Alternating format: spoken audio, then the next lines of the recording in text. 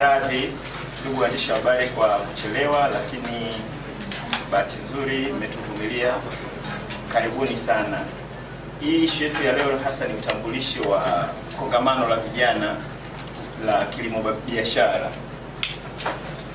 Theme kubwa katika kongamano letu ni ushiriki wa vijana katika kilimo biashara kuelekea kwenye uchumi wa viwanda, na tutalifanya tarehe 20 mwezi ujao mpaka tarehe 22. Tutafanya katika ukumbi wa Mwalimu Nyerere pale Julius International Convention Center. Kwa hiyo lengo letu hasa ni kuwafikia vijana wote Tanzania nzima. Tunatarajia kuwa na vijana takribani 1000 vijana wanaojihusisha katika kilimo, na hasa kuwapa hamasa vijana washiriki katika kilimo biashara. Tunaposema kilimo biashara tunamaanisha ile chain yote ya kilimo, kwa maana kwamba usafirishaji, packaging, sio tu shambani, mbegu, mbolea, kuexport. Kwa hiyo ile ecosystem yote ya kilimo ndio tunataka tuilenge vijana sasa washiriki kwa nguvu zote, kwa sababu katika kila mwaka asilimia karibia 60 ya vijana wanao graduate kutoka chuo kikuu wengi wanakuwa sio wazalishaji, wanabaki kutafuta ajira au kukaa nyumbani wakisubiria kuajiriwa. Sasa lengo letu hasa ni kuwapa hamasa vijana. Kwa zaidi nimkaribishe Mheshimiwa Waziri aweze kuongea, na pia tunashirikiana hapa. Kuna wakulima tuko nao ambao wanajihusisha na kilimo ambao tumewaalika. Pia tuna sekta binafsi kutoka Tanzania Private Sector Foundation. Tuko na mkurugenzi wa sera. Kwa karibuni sana Mheshimiwa Waziri, karibu. Asante sana. Ndugu mwenyekiti, viongozi wote wa umoja wa vijana kwa ajili ya uhamasishaji wa kilimo, mkurugenzi kutoka sekta binafsi, wanahabari wote, na kwanza nianze kuomba msamaha kwa kuchelewa, kwa sababu tulikuwa na shughuli nyingine ya uzinduzi. Imetuchukulia muda mrefu kidogo, tulikuwa tunazindua zana za kilimo kule Tegeta. Kwa hiyo imetuchukulia muda kidogo, imetufanya tuchelewe hili tukio, lakini tutalifanya angalau liwe fupi. Jambo la kwanza ambalo ningependa niliseme kwamba nchi yoyote duniani inategemea vijana kama ndio nguvu kazi ya kuweza kuleta maendeleo. Kwa nini iko hivyo? Ni kwa sababu ukiangalia hata katika nchi yetu, kwa Watanzania ambao sasa hivi tuko karibu milioni 55, katika hizo milioni 55 utakuta zaidi ya nusu ni watoto. Zaidi ya nusu ni watoto.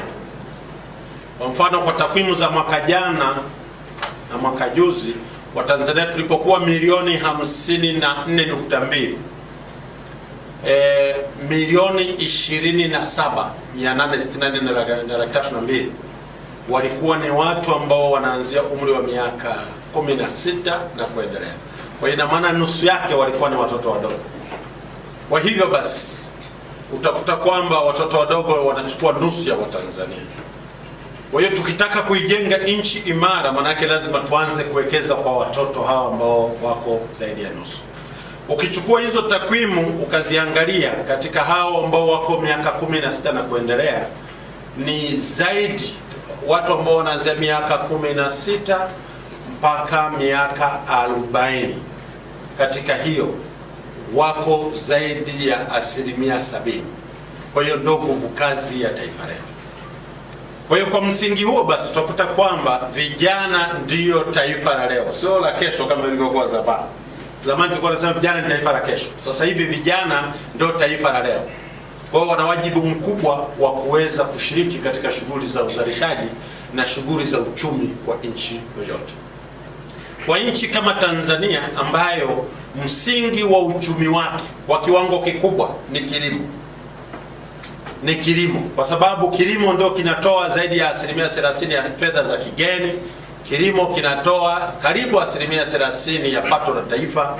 Kilimo kinaajiri zaidi ya 65.5 ya Watanzania, lakini kuna asilimia nyingine 10 wanaofanya biashara. ambao wanafanya biashara zinazotokana na mazao ya kilimo. Kwa hiyo utakuta kwamba ni zaidi ya 75% ya Watanzania wanategemea kilimo, lakini kilimo ndio tunasema kwamba ndio msingi wa kila mahali. Kwa hiyo kwa nchi kama ya kwetu, ukitaka iendelee kwa kasi, lazima uhakikishe unawekeza ipasavyo kwenye mambo mawili. Uwekeze kwanza kwenye kilimo chenyewe, kwa maana ya kuwa na mtaji, teknolojia na mambo mengineyo. Lakini la pili, uwekeze kwa nguvu kazi ile inayostahili.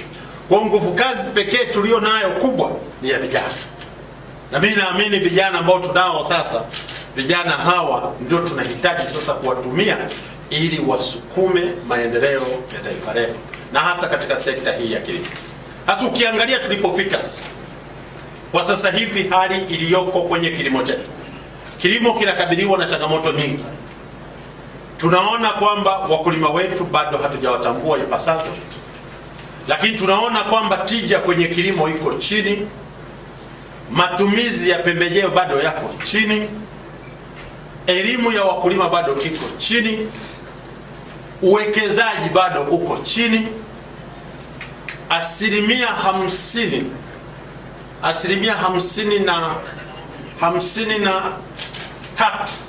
bado wanatumia jembe la mkono.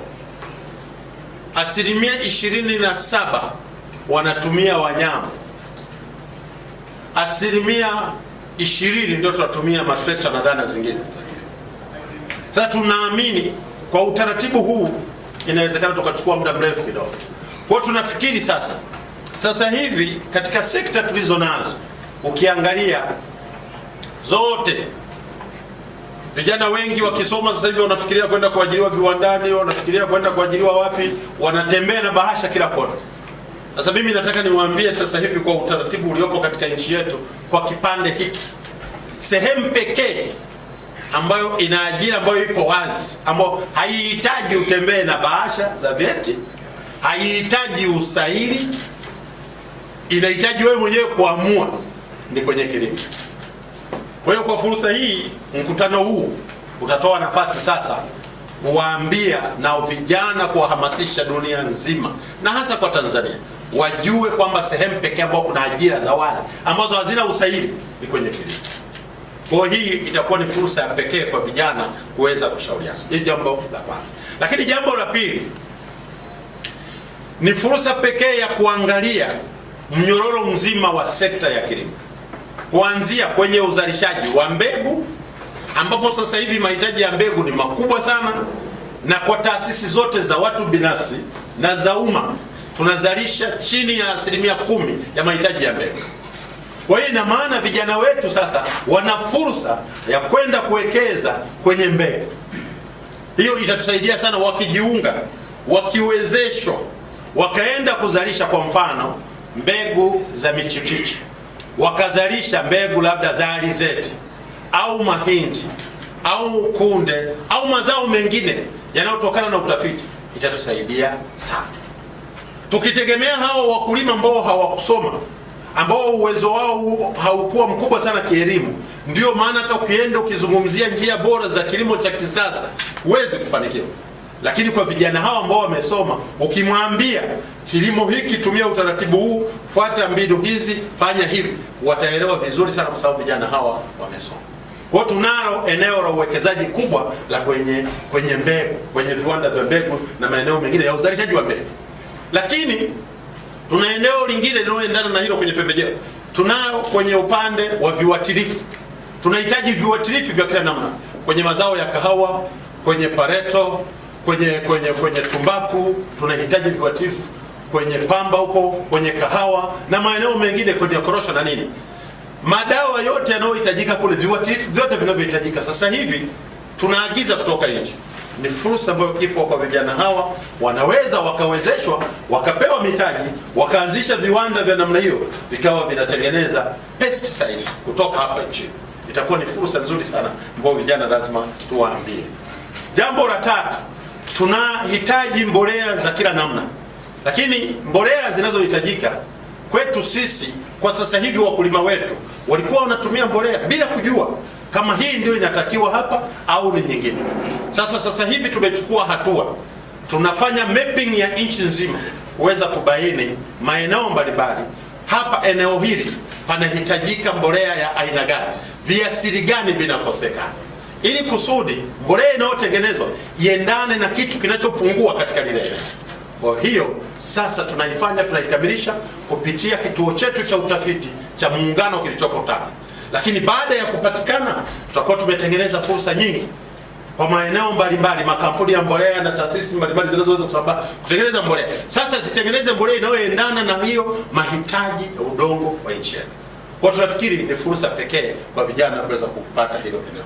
Eneo la 4, ili uweze kukibadilisha kilimo cha nchi hii, unahitaji kuwa na mashamba mazuri yenye kilimo kizuri na cha kisasa. Ni vijana waliosoma, vijana ambao wana elimu, vijana wanaoweza kusikiliza, wataweza kufuata taratibu hizo na kuweza kutumia utaalamu katika hicho kilimo. Kwa tunafikiri vijana wa nchi hii sasa ni wakati wenu wa kuona fursa hizi, kuweza kuboresha na kubadilisha kilimo kilichopo. Lakini eneo la 5 ambalo nalo ni la muhimu ni namna ya kuongeza thamani ya mazao yetu. Kwa muda mrefu tulikuwa mazao yetu tunayauza yakiwa kama yalivyo. Hivyo basi yakienda kwenye soko hayaleti fedha za kutosha. Tunafikiri sasa vijana watuchukue nafasi yao, tuweze kuongeza thamani, tuwe na viwanda vya kuongeza thamani. Kuna maeneo mengine huwezi kuuza bidhaa kama zile. Kwa mfano chai, ukitoka kuvuna huwezi kaenda kaiuza kama ilivyo. Lazima uibadilishe, uongeze thamani, ndio utaweza kuiuza. Kahawa huwezi kuiuza kama ilivyo. Unahitaji viwanda vya kahawa vya kubadilisha, vya kukoboa, vya kwenda kutoa maganda mpaka hadi ufikie kwenye pure coffee, ndio unaweza kuuza. Vivyo hivyo tunahitaji kama ni kwenye mahindi, vijana wawe na mashine nzuri za kusaga, waweze kusaga unga mzuri. Lakini baada ya hapo wafungashe, kwa tunahitaji vifungashio vizuri. Baada ya hapo waweze sasa kusafirisha kwa vipimo mbalimbali. Kwa tunahitaji viwanda vya kila namna vya kuongeza thamani ya haya mazao. Na hizo mimi naona kwangu ni fursa kubwa, na watu wenye uwezo wa kutumia hiyo fursa ni vijana walioko. Kwa hiyo nataka tuseme kwa mkutano huu ambao umeandaliwa, itakuwa ni fursa ya pekee sasa kwa vijana hawa kuziona hizi fursa, iwe kuanzia kwenye uzalishaji, kuja kwenye usambazaji wa pembejeo, uzalishaji wa pembejeo na maeneo mengine, lakini masoko na namna tutakavyoweza kutransform kilimo. Kwa hiyo sisi kama wizara na kama serikali tuko pamoja na hawa vijana. Tunataka tuone kwamba kweli tufungamanishe sasa kilimo na viwanda, yani processing industry za kuongeza thamani. Ndio maana utakuta katika huu mkutano tunaita agro, maanake tunachukua mazao tunayabadilisha, tunaongeza thamani ili yatoe mchango mkubwa na nchi yetu iweze kufaidika, tuweze kunufaika na utajiri mkubwa tulio nao. Lakini jambo la 5 na ambalo nitaka niliseme, tunayo ardhi kubwa ya umwagiliaji ambao bahati mbaya hatujaitumia ipasavyo. Mpaka sasa hivi nchi kama nchi tunatumia hekta 375,000 kwa mwaka, ambao hiyo ndio tunaitumia kwa ajili ya umwagiliaji. Lakini ardhi inayofaa kumwagilia kwa nchi hii, kwa kuangalia mito tulio nayo, maziwa tulio nayo na maeneo yote yanayofaa kumwagiliwa, tunayo ardhi ya zaidi ya hekta milioni 2.4, milioni 2.4 zinafaa kwa umwagiliaji. Sasa tunasema umefika wakati hii fursa tuitumie vizuri, tuanzishe mashamba ya umwagiliaji, tuanzishe skimu nzuri za umwagiliaji. Wenye uwezo wa kwenda huko na kufanya hayo na wakafanya kitaalamu ni vijana wetu waliosoma, vijana wetu wa kiume, wa kike, na hii tunaamini itatusaidia sana. Lakini la mwisho, kufungamanisha wataalamu wa kilimo wakishirikiana na hawa vijana ambao wamesoma, tukawekeza kwenye kilimo. Ni imani yangu miaka 5, miaka 10 ijayo Tanzania itakuwa ni nchi ambayo huwezi kuikuta. Tanzania itakuwa ni nchi ambayo huwezi kuifikia. Kwa nini? Kwa sababu tutakuwa na uwezo wa kuzalisha chakula cha kutosha, tuna uwezo wa kuzalisha mazao ya biashara ya kutosha, tuna uwezo wa kuongeza thamani. Kwa hiyo ajira zitakuwa zimeongezeka, za viwandani zitakuwepo, za usambazaji zitakuwepo, za biashara zitakuwepo, za waraji zitakuwepo. Kwa hiyo nchi yetu kila mtu sasa atakuwa anachukua nafasi yake, anakula maisha kwa sehemu atakayokuwa ameamua yeye mwenyewe kufanya. Kwa ndugu zangu wanahabari, niliona nitumie fursa hii kusema tuko pamoja na hawa vijana, tunataka tuone nchi yetu inasukumwa, inaongozwa na hawa vijana. Ndio maana hata katika nafasi mbalimbali tunawaweka vijana ili watoe msukumo mkubwa, na nyinyi wengi hapa nilivyoangalia ni vijana. Taifa ni la kweli, linawahitaji. Hatutaki siasa za maneno, tunataka sasa hivi siasa ni kilimo na viwanda. Siasa ni kilimo na viwanda, maisha ni kilimo na viwanda. Watu tuzalishe, tule maisha, hapo tutakuwa tumetoa mchango mkubwa sana katika taifa letu. Asanteni sana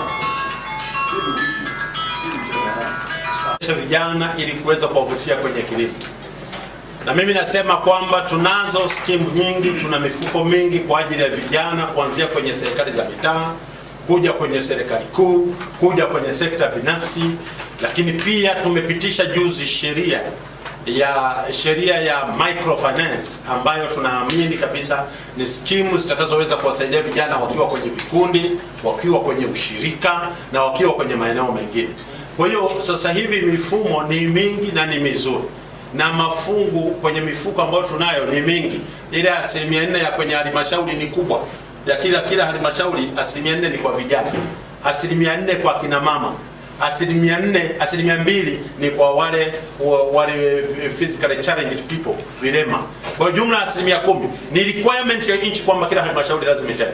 Lakini ukija kwenye wizara karibu zote zina mafungu kwa ajili ya kusupport vijana.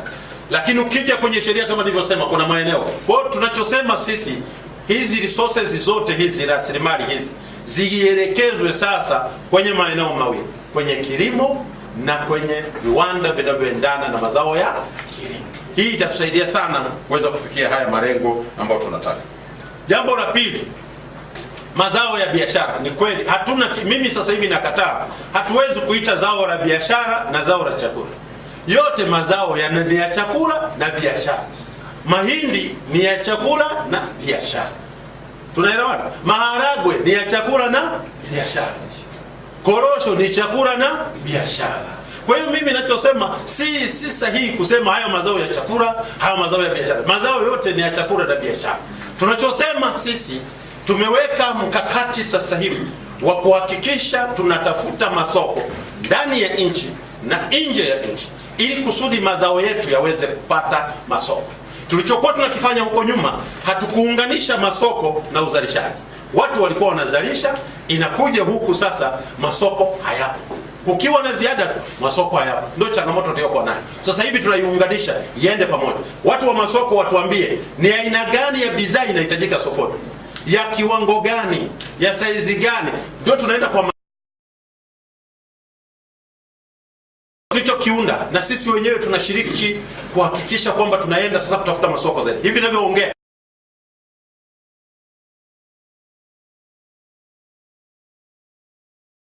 Katibu Mkuu wa Kilimo tumewatuma kuzunguka nchi mbalimbali za Afrika zile kwa ajili ya kutafuta mazao, kwa ajili ya kutafuta masoko ya mazao yetu. Kwa naamini jitihada hizi zitasaidia. Lakini la tatu, taasisi za kimataifa. Tunataka hizi nazo ziendelee kununua kutoka kwetu, kama WFP na zinginezo. Zinunue kutoka kwetu, zinunue kutoka kwenye taasisi za umma, badala ya kununua labda kila mahali ambapo tunakuwa sasa tuna utaratibu. Tuna imani kwa kufanya hivyo masoko yatakuwa yameimarika. Lakini pia soko kubwa ni sisi wenyewe. Kwa mfano mboga za majani hapa ndani kwa Watanzania hawa, soko bado ni kubwa. Na ndio maana sasa hivi watu wengi hawali hizo mboga, hawapati hizo mboga. Ndio maana kuna magonjwa mbalimbali yanajitokeza. Kwa hiyo soko la ndani ni kubwa, lakini pia soko la nje. Jambo lingine ni kutafuta namna ya kusafirisha. Unalima matunda, unazo mboga za majani, unasafirisha. Tunahitaji tuwe na vyombo vya kusafirishia. Kwa hiyo mkakati wa serikali ya awamu ya 5, baada ya kuleta hizi ndege, sasa hivi tunafikiria kutafuta ndege ya mizigo itakayosaidia kuweza kusafirisha haya mazao ambayo yanaharibika haraka, ambayo mboga za majani, matunda, ili tuweze kutafuta masoko tupeleke kwa ndege ya mizigo. Kwa hiyo isiwe tu abiria. Kwa hiyo tunafikiri jitihada hizi zitaenda kuzaa matunda. Kuhusu swala lingine hili, mengine haya nafikiri yatahitaji muda wa kutosha sababu ya muda tunavyokimbizana. Lakini korosho, nachotaka niwaambie, korosho hali ni nzuri, haina shida. Serikali ilinunua korosho yote kwa wakulima, na tulichokifanya ni kuwalipa kwa kuhakiki, na mpaka sasa hivi karibu tumefika bilioni 580 kuwalipa wananchi. Kwa hiyo hali inaendelea vizuri. Lakini Kumbuka maagizo yalivyokuwa kwenye korosho, labda hapa ndio watu wanatofautiana. Maagizo yalivyokuwa kwenye korosho, sisi tunanunua korosho ile tunanunua daraja ya kwanza na daraja la pili. Ile ya tatu ile ambayo haijachafu ile hatuinunui. Na ubora tunaupima kwenye magara makuu. Magara yale makuu. Ndio kwenye AMCOS kule hakuna vyombo vya kupima ubora. Kwa hiyo tumeifanya vizuri. Mpaka sasa hivi ile korosho tulikuwa tunataka tuibangue yote nchini. Lakini baada ya kufanya tathmini na kuangalia uwezo wa viwanda vyetu, tumegundua viwanda vyetu hatuwezi kubangua. Uwezo bado ni mdogo. Viwanda vyetu vyote ukichukua vya watu binafsi vyote, ukachukua vile vilivyokuwa 12 vilivyokuwa vya serikali, uwezo wetu wa kubangua ndani hauzidi tani 1042 kwa mwaka. Lakini SIDO kwa kutumia vikundi vidogo vidogo wana uwezo wa kubangua kama tani 7,000 na kitu. Kwa hiyo kwa ujumla wake tunaona uwezo wa ndani wa kubangua ni tani 50,000 kwa mwaka. Lakini sisi tumepata mpaka sasa hivi tumekusanya tani 200,000 na 22,000. Kwa tuna ziada. Kwa sisi tunasema sasa hii ziada tufanyeje? Na hatuwezi kusema tutajenga viwanda leo tutavikamilisha tuanze kubangua. Kwa hiyo sisi tunasema hii ziada tutatenga hizi 50 kwa ajili ya viwanda vyetu vya ndani. Lakini ziada tunaiuza. Na hapo ndo tumetangaza kwamba wafanyabiashara, watu wote wa ndani na nje wanaotaka kununua hii ziada waje wanunue. Haruhusiwi kwenda kununua kwa mkulima. Wananunua kwenye taasisi ya serikali iliyonunua. Kwa sababu kwa mkulima tulishanunua zote. Kwa hiyo mnanunua kwenye bodi ya nafaka na mazao mchanganyiko. Hii excess ambayo hatuwezi kuprocess. Na hata kama tungeprocess bado ile baada ya kuprocess tungeuza. Kwa hiyo sasa kwa sababu hii hatutakuwa na uwezo wa kuprocess ndio tunaiuza. Kwa hiyo naomba hizo taarifa ziwafikie hivyo na ziwe hivyo. Ndio msimamo ulio. Nafikiri nimeelewa.